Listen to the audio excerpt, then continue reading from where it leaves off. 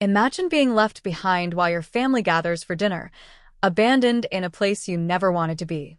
Everyone assumed I'd fade away quietly.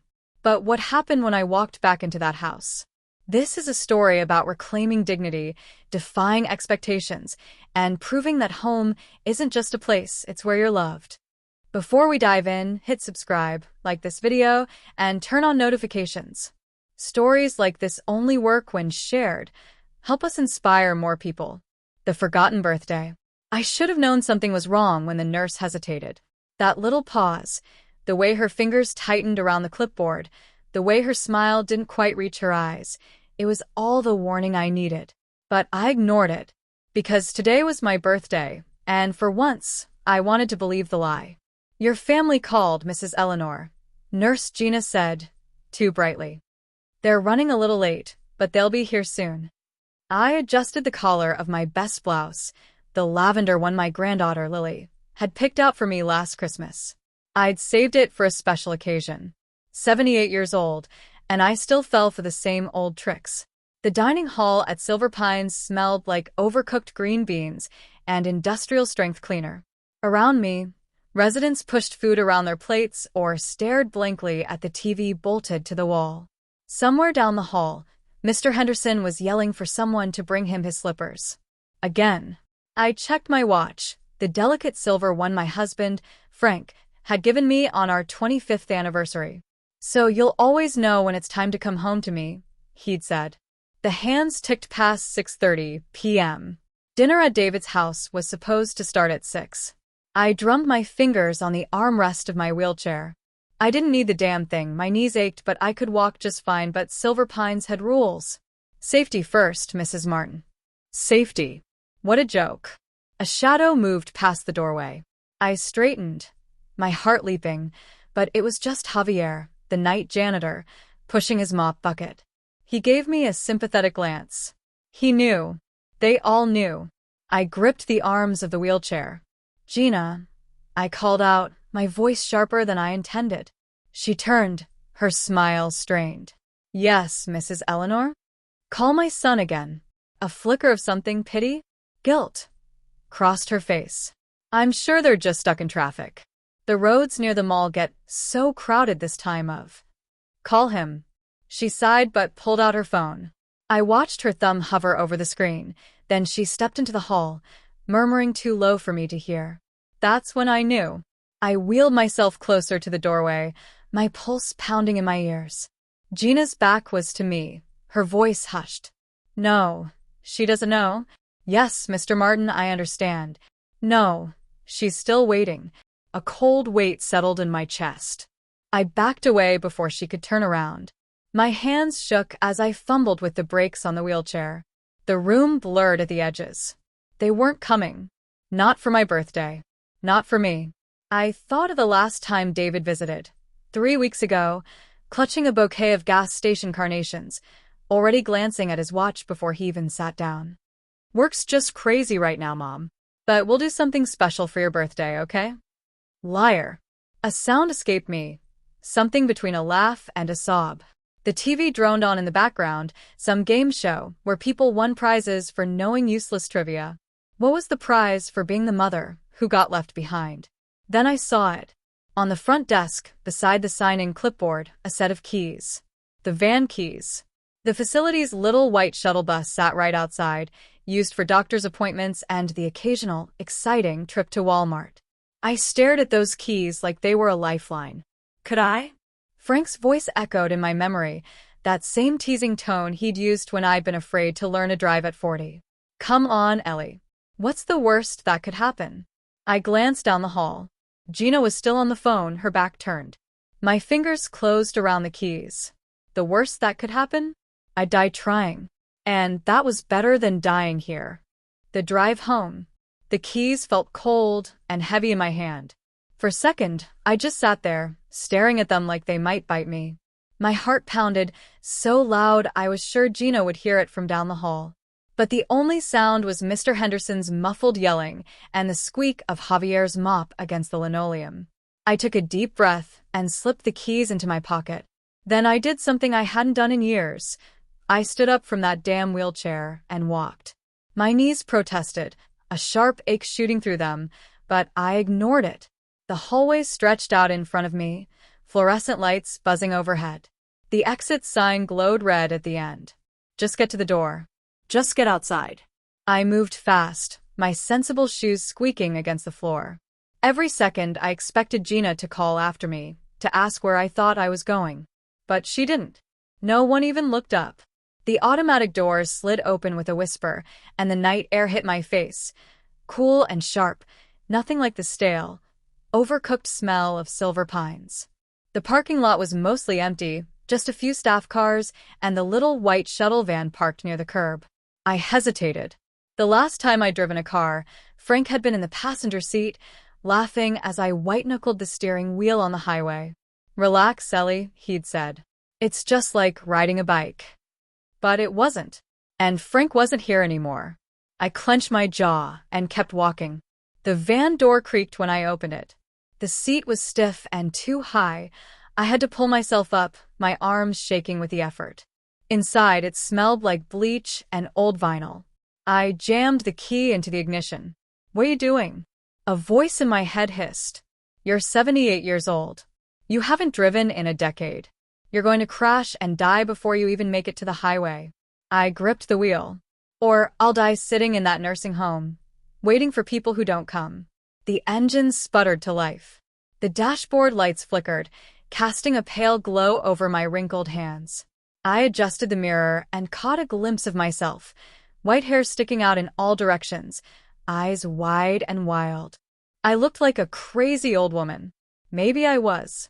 I shoved the gear shift into drive and pressed the gas.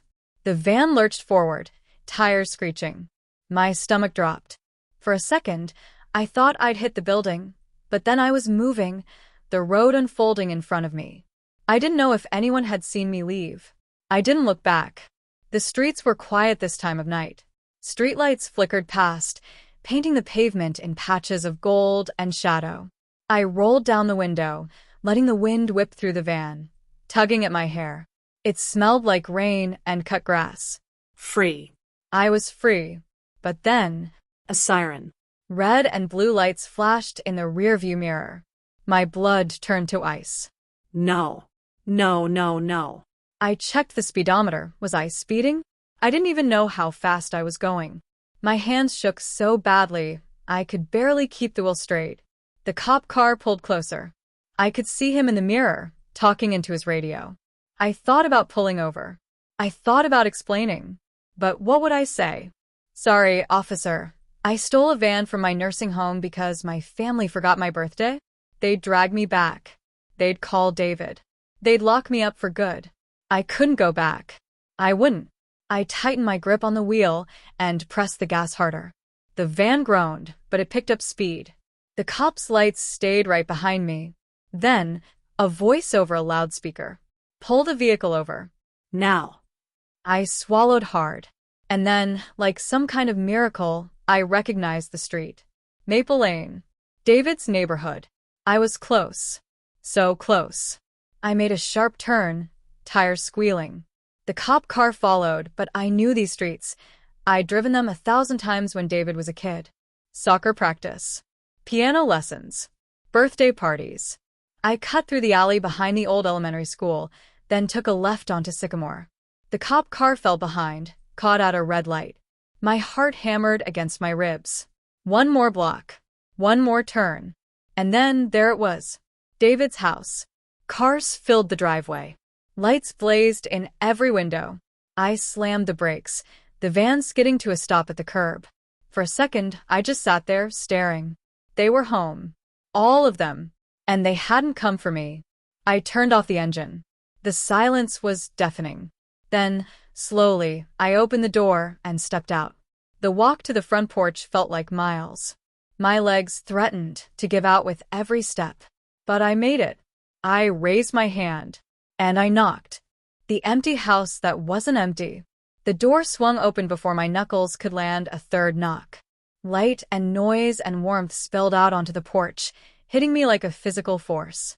For a moment, I just stood there blinking, my stolen van still running crooked at the curb behind me, my lavender blouse wrinkled from the drive. Then I saw her face. Lily, my granddaughter. 16 years old now, all long limbs and wide eyes that looked so much like Frank's it hurt. Her mouth formed a perfect O of shock. Grandma? The words sliced through the chatter inside. Conversations died mid-sentence.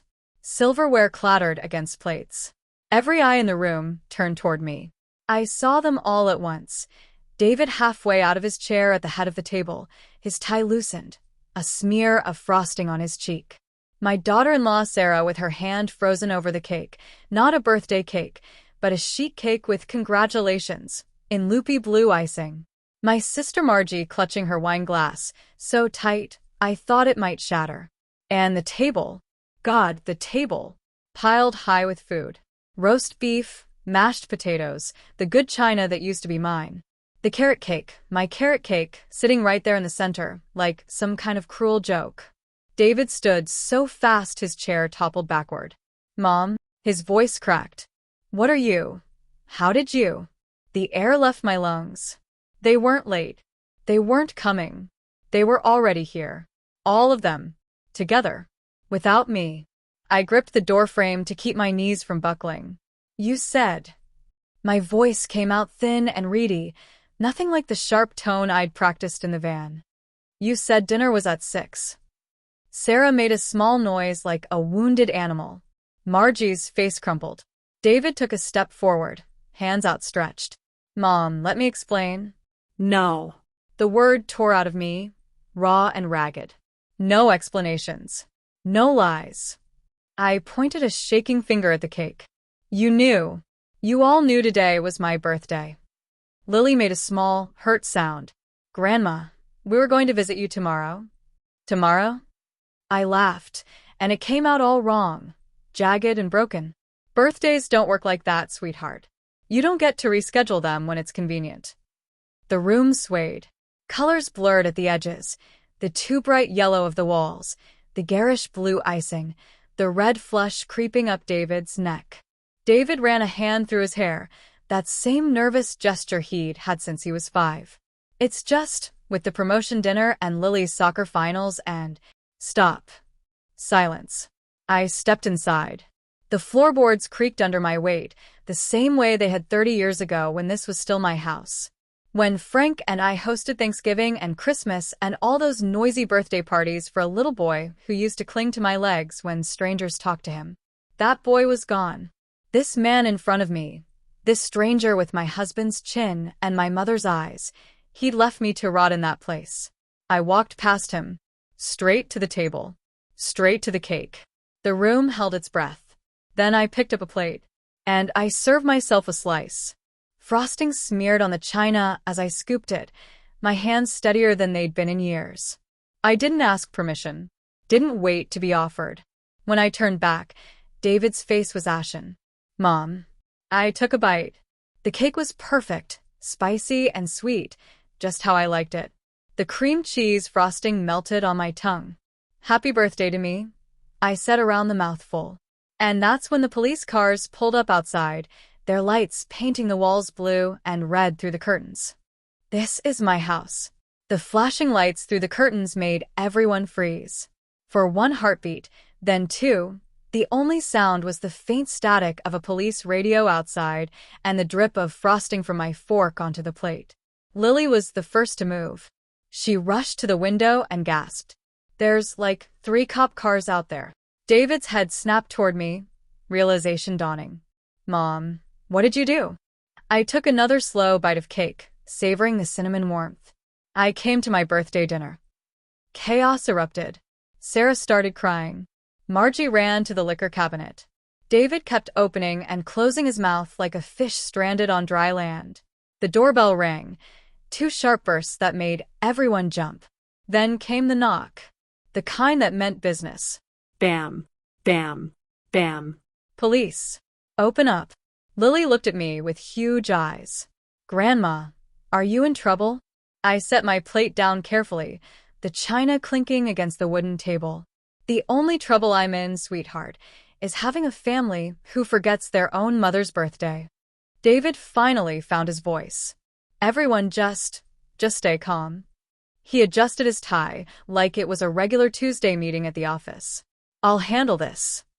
He opened the door to Officer Ramirez, same cop who'd pulled me over back in '98 for running a stop sign near the elementary school.